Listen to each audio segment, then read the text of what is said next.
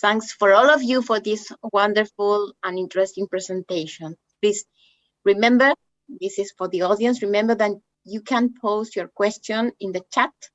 While you do that, we are going to look the result of the survey. I don't know if we have the tabulation of the question. The question was, do you know any new spending or consumption indicator that have emerged during the pandemic? It is ready, the result, or not? Seems that it is not ready yet. No?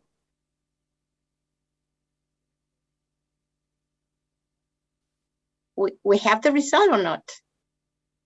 Or we are going to make some questions? Okay, if it is not ready, oh, there it is. The result is majority for no. No, the 59% of people says that they didn't know a new spending or consumption indicator emerged during the pandemic. What does it mean? What do you think about this result? If we can go in the opposite direction, if you want to begin, we can begin with Stephen. What do you think about this result? Yeah, initially I was surprised to see the result, but I think when I think about it, maybe it makes sense. So I think the indicators are new to us as forecasters or as researchers, in the sense that we haven't made use of them before, but perhaps Google mobility has been there, electricity consumption has been there, but we've just been lazy and only making use of pretty national account statistics for our work. So maybe it makes sense in that regard. Thanks very much. Jerome, what do you think? Yeah, it's very interesting, I think, to get this result, because this means that what is new is the way we use some already existing indicators, and this raises new questions on econometrics, on statistical investigations to make this new data useful for new ways of thinking for I would say economic indicators. So I think this is very interesting to see that it's to some extent a balanced view, and in our cases we got some information on the website using web scraping, using open data, but they were already available. The thing is that we didn't make use as much as now of this data, and this is the real novelty in this situation. So this is a very good opportunity to get to know them, because I think this is a beginning in the use of this type of tools, or not? What do you think, Alvaro? Well, first I'm a little bit surprised at the result, because I think that there has been many new indicators. Whether they are reliable as the old ones or not, this is another question, but I think that we have rapid developments on that. Maybe you consider some of them were already, for example, I remember that the Federal Reserve was using the card transactions by the Bureau of Economic Analysis during one of the shutdowns before the pandemic and so. But I will think that the result will be more biased to the new indicators. In any case, I think that we will see more in the coming years. It's a personal opinion, of course. Yeah, thank you. Kyle, I don't know if you have something else to say about the survey, but also I have a question for all of you while waiting the question of the audience. After seeing your presentation, it seems to me that these indicators work very well during the pandemic.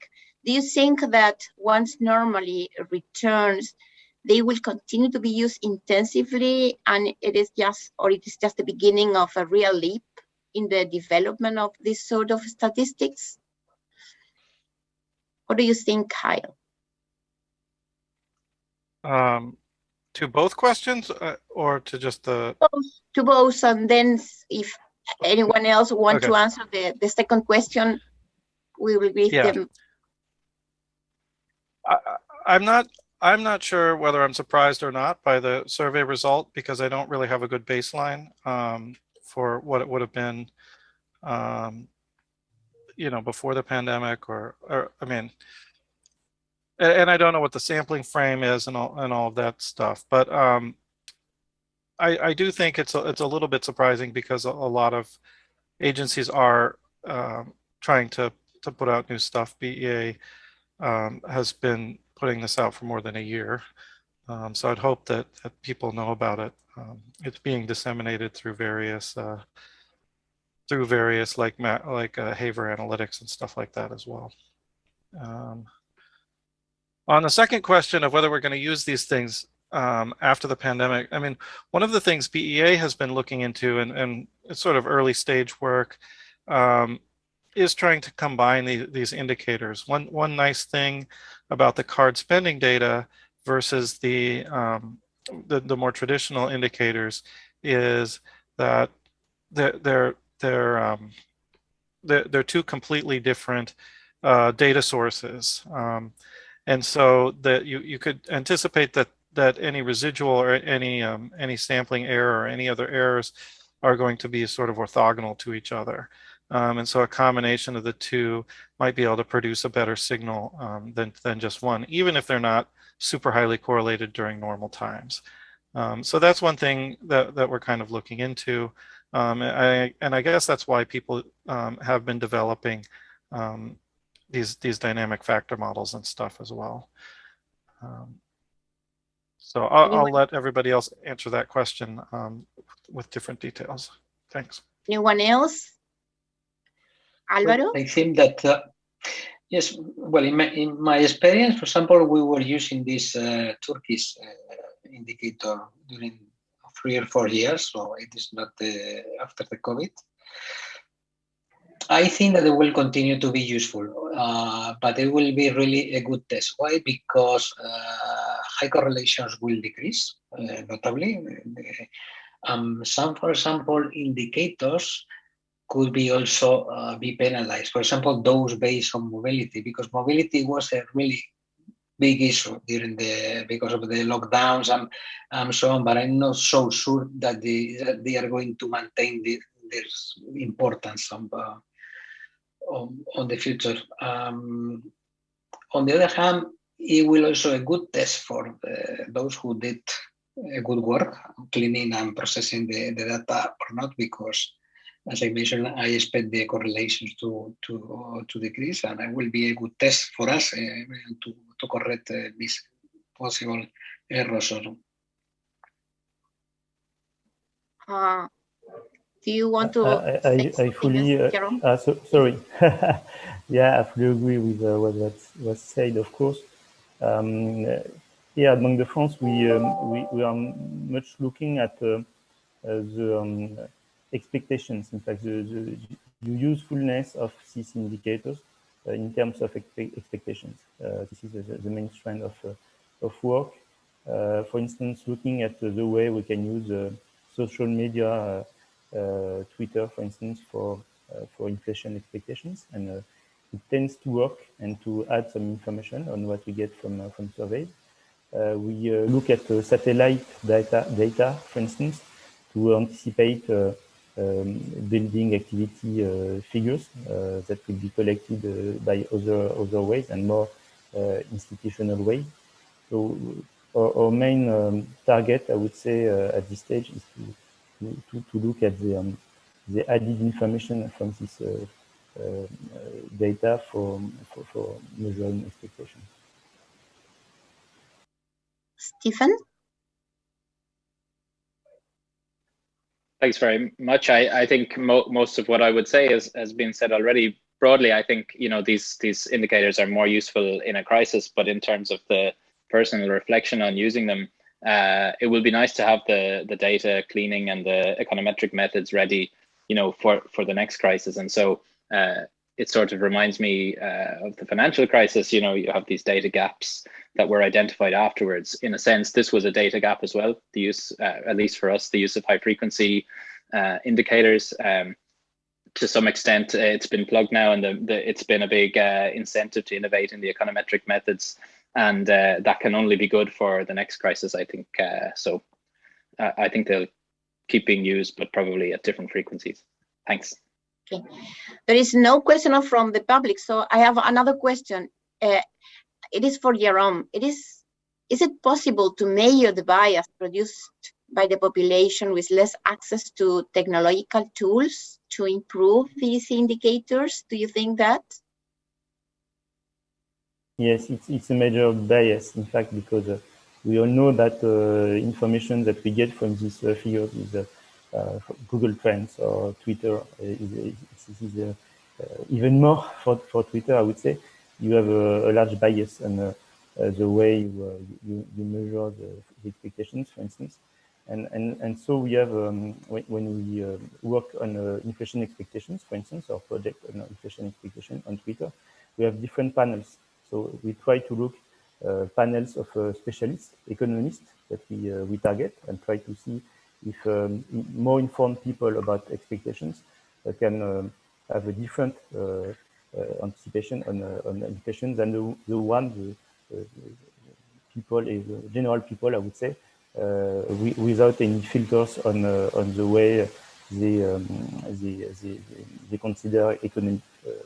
So there is a big work on cleaning the data and understanding what is the right panel and the one that may be informative to our bosses. So I fully agree. We know that there is a bias, and we try to measure it and to make it as less as possible. Thank you. We have now some questions from the audience, and Alfredo is going to present us the questions. Alfredo? Sí, good morning. There are quite few questions. First of all, these questions are for all speakers. What are the main strengths of the high frequency indicators? Given the use of big data, do you consider surveys are dying? How reliable is open information and its permanence in quality over time to be a complement to official statistics? Does the use of georeference information present any conflict in people's privacy? And the last one, is it considered to increase the set of indicators? And if so, with what kind of data sources? Thank you, Alfredo. I propose that any of you selected one question and answer one of the question in the first order. Kyle, pick a question, and then Alvaro, and so on. Kyle, do you want to select one of the question and give an answer? Sure. I'll take the one about surveys dying, because this is something that we have thought about. And I think one thing one issue with the big data, alternative data in particular, ones that are produced as data exhaust, that are not carefully sampled, is we can't use those to get higher frequency estimates. We can use those to get more granular estimates. We can use those to get more timely estimates, but they cannot possibly take the place of carefully constructed surveys or censuses, because of the issues that I mentioned before, because we don't know how they're sampled, because they could disappear.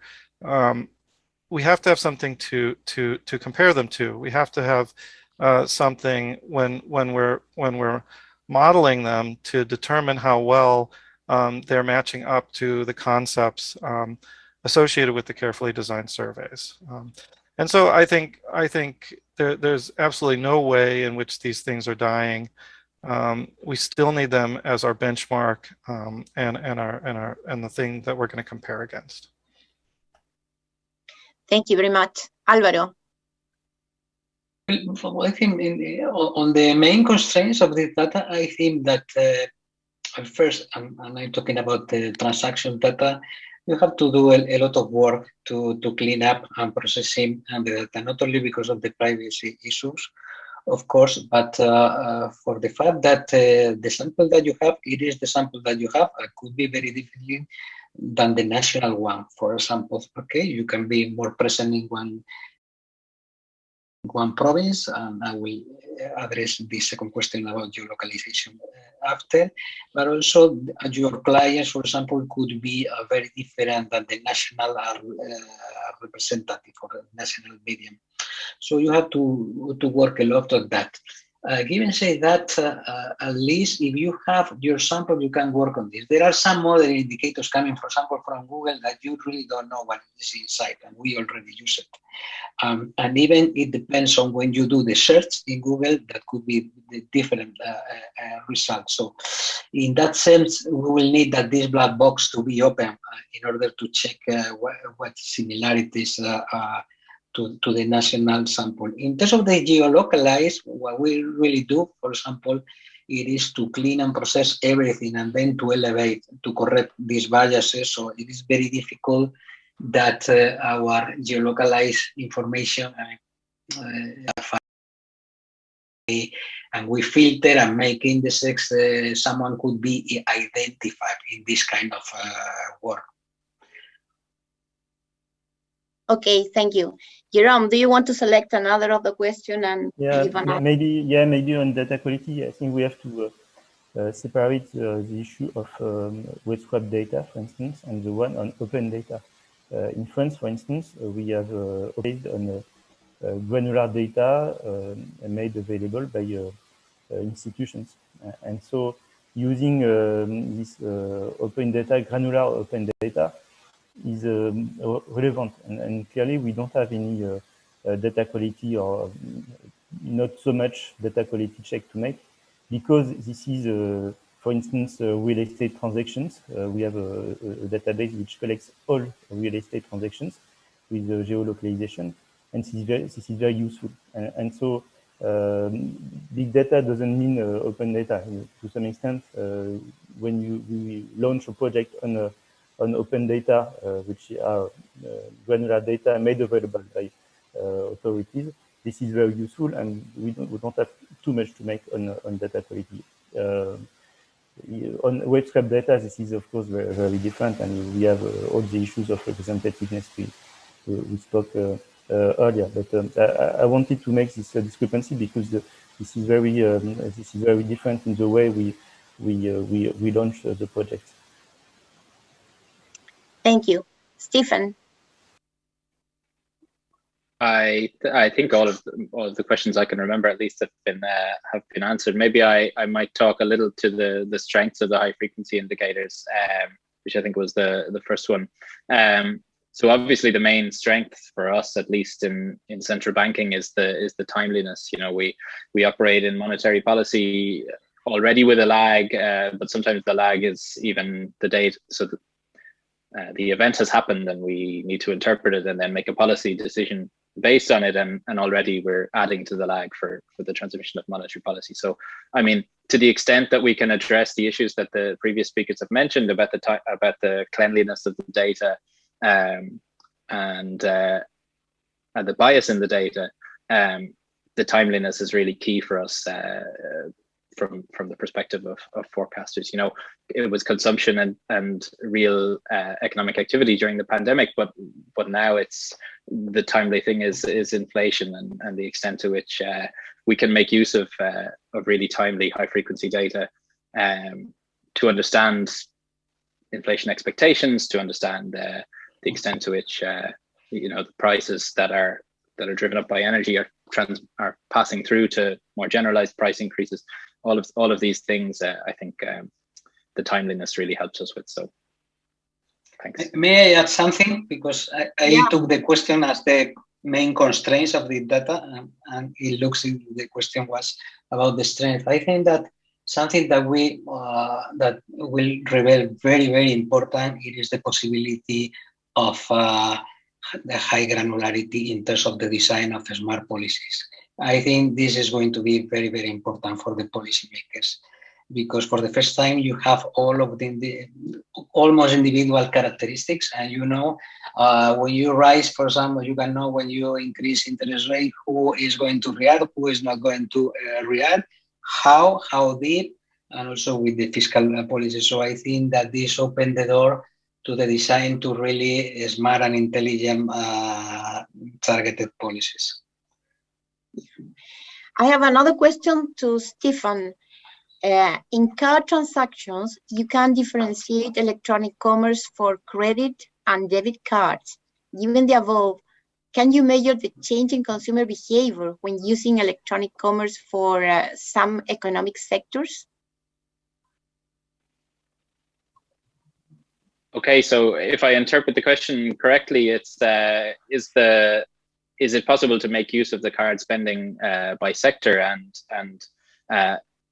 through the period of this paper, it wasn't possible. But now, since October, we have access now to daily card payment data by sector, using the same sectors as the money and banking statistics produced by the Eurosystem, so the NACE sectors. So this goes, I think, to Alvaro's point about the smart policies. We can now see the impact of, for instance, imposing restrictions on the whole population on specific sectors on a daily basis.